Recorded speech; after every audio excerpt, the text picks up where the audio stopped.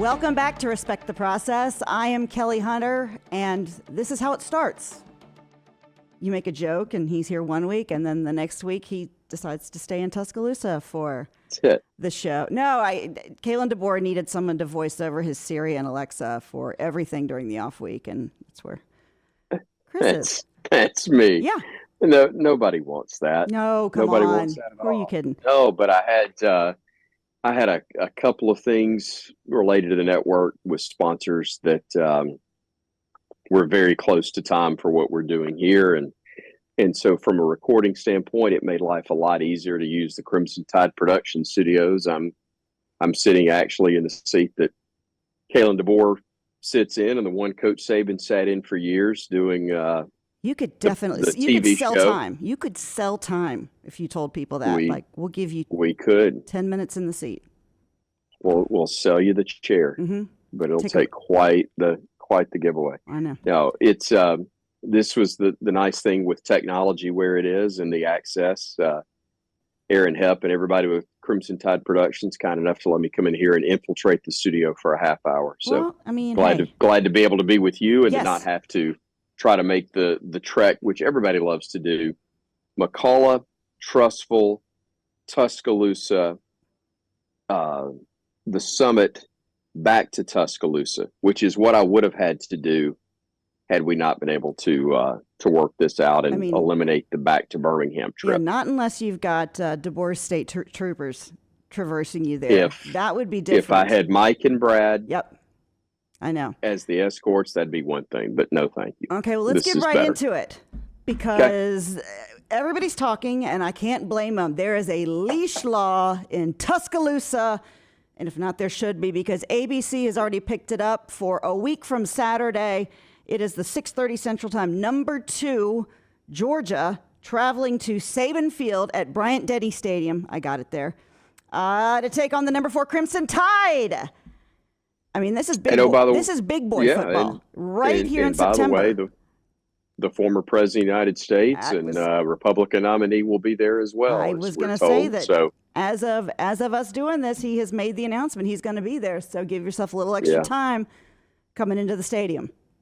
Is in maybe a full day. Give yourself time. No, it'll be an absolute circus, but we're excited about it. We're looking forward to it, and it's going to be what Alabama, Georgia should be. I mean, welcome to the biggest SEC, game in the country of 2024. It's the biggest game in the league. It will be the biggest game nationally.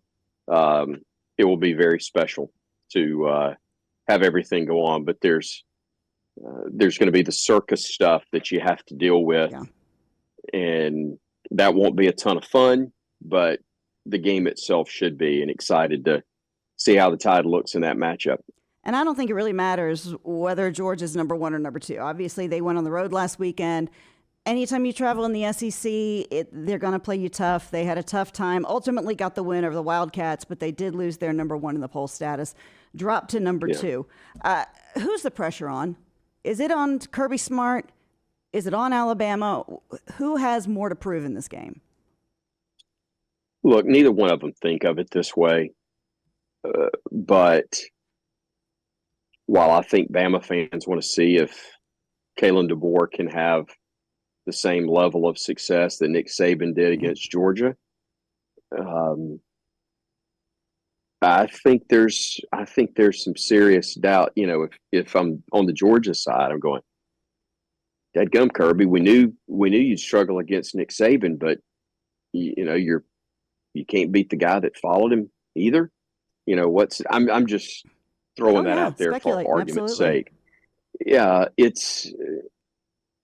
I'm not picking against Alabama, not based on what I saw last week. Now, I'm not simply making that prediction based on 1 week and 1 ball game, but it's what I've been seeing. You know, there's one time that Georgia has beaten Alabama in the last several years, and that was in a rematch when Alabama wasn't at full strength offensively, couldn't move the ball and couldn't maintain a lead because of it. I did the brief history project today because in their last 7 meetings with Georgia, Alabama's 6-1 with one of those games in Tuscaloosa, and that was in 2020. So probably no one was in the stands to really see it. 4 were in Atlanta, 1 was in Athens. And that goes back to 2015. You go further back, and Alabama's still up 7-6 versus Georgia. And that goes back to 1976. Wow. I didn't realize there had been that many meetings during that stretch before. It's, it's interesting because then you also have the rat poison that if you look anywhere, I saw it was Georgia -2.5. And I know that obviously coaches Saban didn't buy into it. I don't think DeBoer buys into it, but it's going to be there that they want to respect you on your own field. No doubt. And I can't imagine that Georgia wouldn't, based on what the rivalry has been like, but also based on how they escaped by the skin of their teeth last week in Lexington. I wasn't shocked by the way Kentucky played them as well as they did. Yeah. I told Kalen DeBoer on the field after we taped his TV show last weekend, because we're getting ready to tape the segment, What's Next? Mm-hmm. And obviously with Georgia being next, we're trying to give them an update of what's taking place. And that game had not occurred yet, hadn't even started. And I just said, I won't be shocked if Kentucky gives them all they want, maybe wins that one. He goes, really? And I said, I just got a weird feeling. I don't know squat, coach, but I just got a weird feeling that they're going to play them tough. And that's what happened in Georgia. Here's the thing. That's where the human nature comes in. And Nick Saban used to talk about this all the time, trying to avoid being normal and doing what normal human nature tells you. Kentucky loses to South Carolina. Why would Georgia, as players, naturally think of Georgia as a big challenger to them? Georgia's just come off of, what was it, a week before, 2 weeks before, total dismantling of Clemson. So why would they possibly, in their minds, 18, 19, 20-year-old kids, think that Kentucky's going to give them any type of a ball game? Well, remember Alex Golesh was saying, better. He was like, forget the logo. Don't look at it. I don't want you paying attention to anything about that. You're going to go out there and you're going to match up ones versus ones. Yeah, that's right. But saying it and doing it are very different things. And especially when people all week long that those kids are going to class with or wherever they were interacting with people outside of their football facility, they're all going, man, can't wait for that Bama game. Well, I was still 3 weeks away as they're leading into Kentucky. So I'm not shocked is my whole point. That Kentucky gave them a hard time. That all being said, that doesn't mean squat. Bama dismantling Wisconsin doesn't mean squat for this particular game. It's who will execute the best, play the most penalty-free minutes, turn it over the least. That's, as is, 90+% of the case, determining the team that wins the football game. I'm glad Alabama's at home.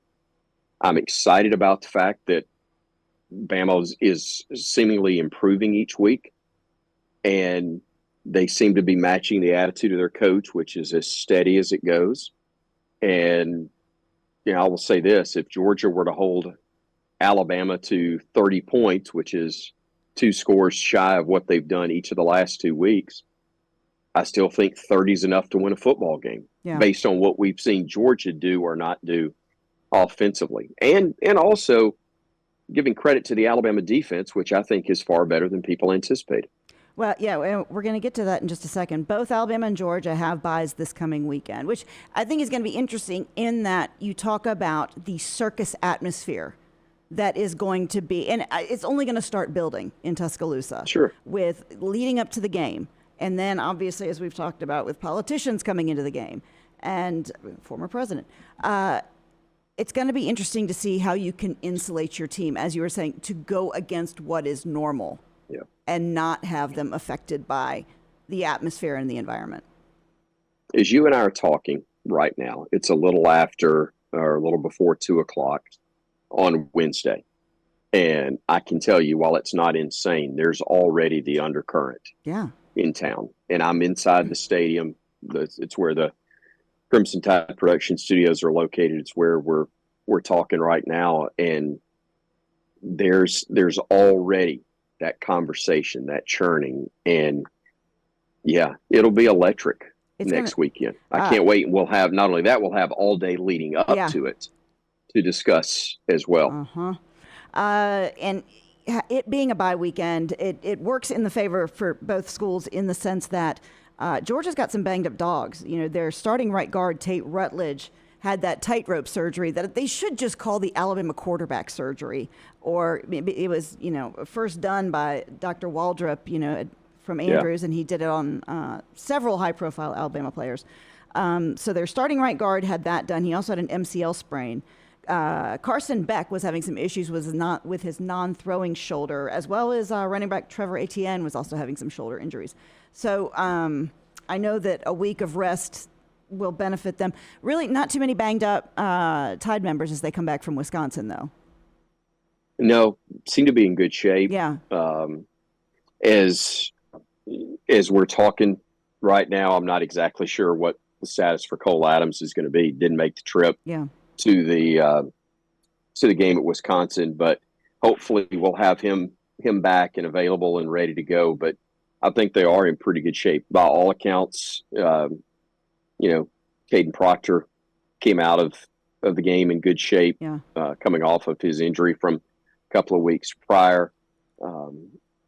I think they're in a good spot. I think they're ready to go and should be. Again, we're talking right now a week and a half out. A lot of things can happen, but I think they feel really good about where they are.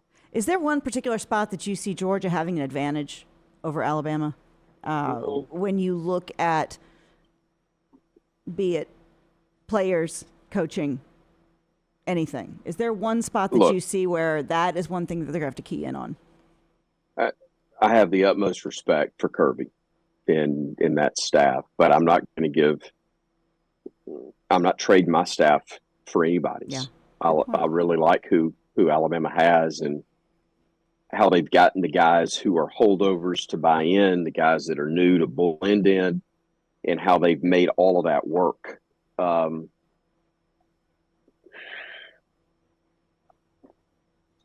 don't know. I probably, if I had some numbers directly in front of me, Kelly, I might look at there being a distinct advantage somewhere.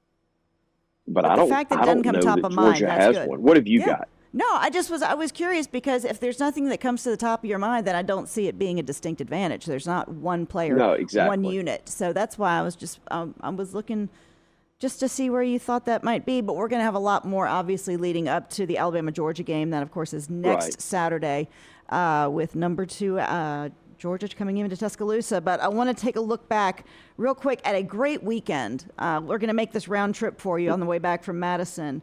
Really as good an outcome as anyone could have asked for on the road, the first road game against a Big Ten opponent. No doubt. I mean, they played, I thought, so well. And it's part of what, especially when you look back at the 2 previous weeks combined with what happened Saturday in Madison.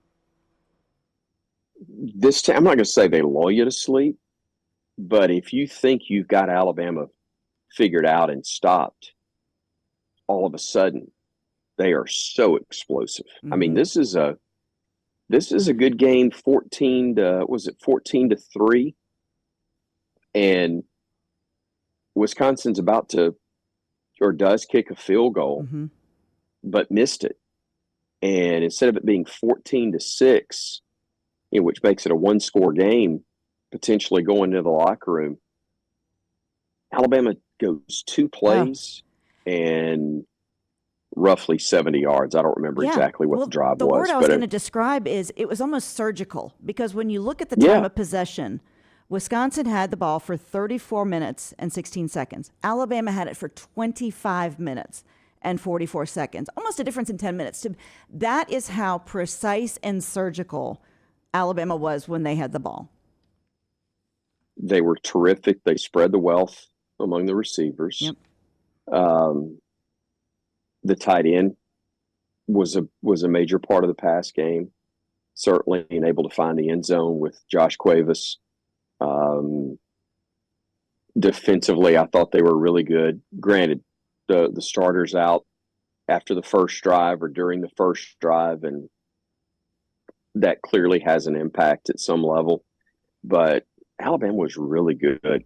Alabama was really good in all phases.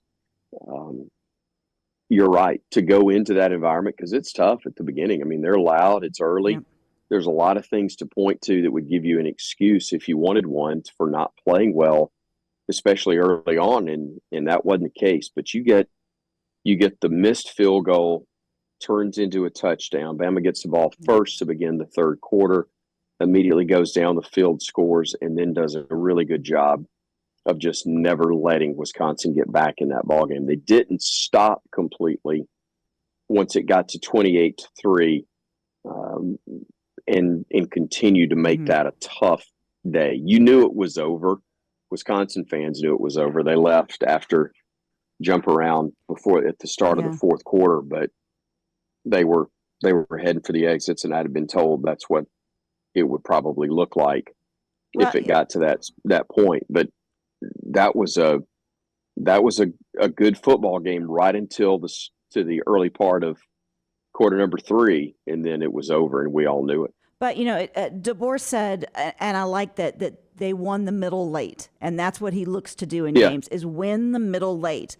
And with the touchdown going into halftime by Jermaine, and then coming out in the third quarter and scoring with 12 and a half minutes to play, it's done, as you said. They won that part of the game to never let Wisconsin get any air. No, you're right. And he talked about it on the TV show right after the game and our radio interview, and that's the first time I've heard him call it that. But the middle 8, you're exactly right. Or the those 8 minutes or 4 minutes at the end of the first half, the first 4 of the second, and how vital those could be. Yeah. And they were the difference in that game on Saturday. To see, I think a lot of people felt relief when the offense finally took the field, and you see that starting 5 of Pritchett, Roberts, Brailsford, Booker, and Proctor. And it's funny, my 13-year-old daughter asked when she's like, "Hey, is Pritchett starting?" I was like, "Yeah, he's out there." It's a good question. But it was just funny that even so, to see that line, that is, I think, as smooth as we've seen anything, obviously this season and going back to last season. I think that allows a lot of people to breathe easier, to see Milroe be able to operate the offense without any issue in front of him. And just 4 penalties, too. Well, it allows you to see what things can look like. Yeah. It allowed you to get some real live reps against a real opponent. It allows you to come back, heal up, rest up, and then go into game week next week, hopefully, where it's seamless and you're just able to treat it like a regular week in terms of your reps and your practice, and do all the things necessary to put you in the best shape possible to win against Georgia next weekend. Milroe had a great line, 12 of 17 for 196 yards passing, 3 touchdowns, no interceptions. Was the leading rusher with 14 carries at 75 yards and 2 touchdowns. But you don't ever want your quarterback to take hits that aren't necessary. Is that something that I don't know that needs to be a concern? Because Milroe sees daylight and he's going to go, which works most of the time. I will say this. We've seen it so many times. Tyler Watts is a good-sized guy playing quarterback. Mm-hmm. Okay? Tyler tears an ACL with nobody touching him. That's just how injuries can occur. Bryce Young was not a large quarterback at Alabama physically, but had great elusiveness and the ability to make people miss. Jalen Milroe is so dadgum tough and strong. Do I want him to get hit from the blind side by a blitzing linebacker or head on by a blitzing linebacker? Of course not. At the same time, if you're a defensive back, do you really want to be the last line of defense between He's a big dude. Jalen Milroe and the goal line? I mean, he will absolutely run over you. He can make moves, but he is not afraid to run over you, and he's got the physical capability of doing it. So it doesn't bother me at the level it might if he were a little smaller in stature. But going into conference Yes, play. you're better off. Yes, you're better off with Yeah. him not being hit, clearly. But at the same time, he's one of the he's the reason I say that Alabama has the three best running backs in the country. Not the or the best trio of running backs is the best way to put it, because Jam, Justice, and Jalen, the Triple J attack is really, real. Triple J Farms gets it done. There you go. Running the football. See, I'm telling you, there's another T-shirt opportunity right there. There's for a T-shirt Justice and there, Triple Jam, J and Farms. Yeah. We mentioned the defense and the job that they did. Alabama converted 8 of 14 third downs. Alabama's defense limited Wisconsin to just 3 of 14 conversions, which again, they have been overlooked somewhat in what they've been able to do. But as we said, Wisconsin was never really in the game, particularly after halftime. No, and I love what's happening on defense. They're not perfect, but you got a bunch of young guys who are getting some meaningful minutes and look really good. At times they look really young at others. But knowing what this season can look like in terms of number of games, if things go well, it's phenomenal that they're building depth right now. They're giving young guys a chance to learn and to get better. And you kind of take your lumps now in hopes of those guys improving, getting better, and being a major part of what you want and what you're going to need should you get all the way to the playoffs and play a 13 to 15 game schedule. Yeah, Nick Saban, he ran a pretty stout defense throughout the entirety of his career. You can quote me on that if you want to. But, Love the insight. New defensive coordinator Kane Womack came to Tuscaloosa as being a head coach from South Alabama. He inherited Coach Saban's players, which there are worse coaches to inherit players from. And as we said, he's installed his kind of swarming defense. And oftentimes you will hear about guys trying to get guys to buy into your system. This defensive unit not only has bought into it, but they really seem to be eating it up, particularly as we've talked to the past couple weeks, the defensive linemen being able to more than just create gaps for the linebackers to get through. They are enjoying the fact that they are a part of, as we said, swarming, tackling, ball. It seems to be something that has worked early on, and when you consider the length of time that they've had to install this. Kane's a really good football coach, obviously. Yeah. But you're right. I mean, his father, he's got a good track record on his own, but his father was a coordinator in the SEC, if I'm not mistaken, was at Arkansas for a number of years and I think he did a really good job there. Yeah. But one of the things and we've talked about it here, that I've respected is that when he first got here, Kane Womack made sure he met with Coach Saban on multiple occasions. And to have that resource available and to utilize it shows how smart Coach Womack is, but it also shows humility in going, hey, look, I'm smart enough to know that I know a lot, but I don't know everything. And if I can literally go 2 blocks down the street and go to the office of the guy that is one of the best to ever have access to his coach phone that number side of the football. Yeah, exactly. And he knows most of, if not all of our personnel and the people we're lining up against. That just shows again how smart these guys are, as well as how talented coaches they are. Okay, big plans for the weekend since you I get to be a dad. Okay, I didn't know if you were just going to go sit in the booth and just, pretend and look around and call stuff. I'm not going to go sit in the booth and eat popcorn. No. Okay. I'm actually going to Selma. There is a golf tournament? long run. I think like 62 years they've been putting on this Bud Burns Dixie Junior Invitational at Selma Country Club. I got to play in it forever ago when I was a junior golfer, and taking my son to play this weekend. So that's fun. Taking 401k to Selma, and we're watch him compete Saturday and Sunday and see how he does. And how cool at the end, it was at the beginning of the Kalen DeBoer show when you had Mark Ingram running in the show for you. Hugs all around. Yeah. Still looks like he could play. He absolutely, he's small, only, it looks like he could still play.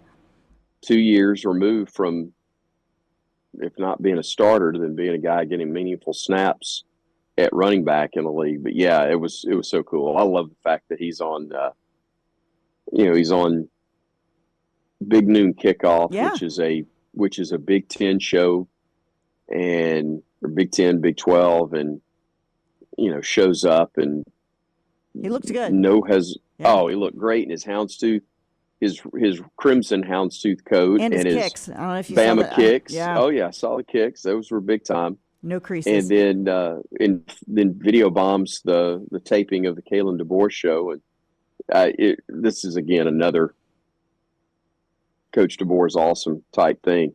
For those that didn't see it, Mark comes in and says hello and makes a cameo on the show, and we just kind of rolled with it. But you get to stop.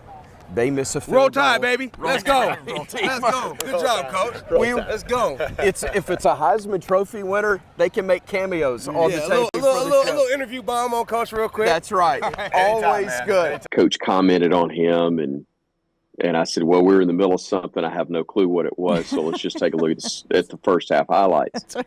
And I turned and looked at Coach, because we're just taping this in segments, and we're basically stopping tape, and I looked at Coach and I said, you want to do that again, or you want to keep it in? He goes, oh, absolutely, we're keeping it staying in. That is and staying in. So it was great. Okay, well, Chris, because we won't hear you this weekend, we can always find you at chrisstewart.online.